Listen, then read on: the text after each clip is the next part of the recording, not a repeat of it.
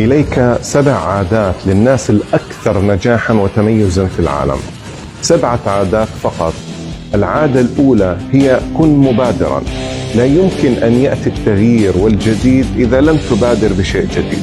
الناس التي اتكأت على الزمن كي تغير للأفضل بل ذهبت للأسوأ. العادة الثانية هي ابدأ والمنال في ذهنك. يعني لا تمشي خطوة واحدة ولا يوم واحد في حياتك بدون ما يكون عندك أهداف، حتى لو لم تتحقق، لكن لازم يكون في لك غايات وأهداف. العادة الثالثة هي ابدأ بالأهم قبل المهم.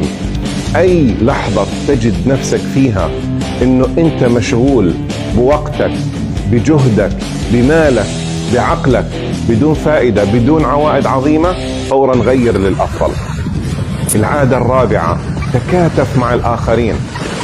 لا يمكن أن تنجح إذا لم تضع يدك بيد الآخرين. لا يمكن أن تنجح وتحقق إنجازات إذا لم تتكاتف مع من يعينك على إنجاز أهدافك. ولذلك جاءت العادة التي تليها، العادة الخامسة، وهي يجب أن تعمل من أجل الجميع، من أجل الجميع. وبالتالي لا يمكن أن تكون أناني وتنجح في هذه الحياة. أما العادة السادسة، كي تنجح العادة الخامسة والرابعة عليك بالعادة السادسة، وهي افهم الناس قبل أن يفهموك.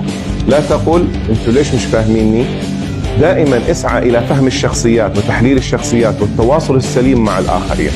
أما العادة السابعة والأخيرة، لازم تجد وقت عشان ترتاح وتريح قلبك وتريح جسدك وتريح عقلك وتريح روحك وتنطلق من جديد.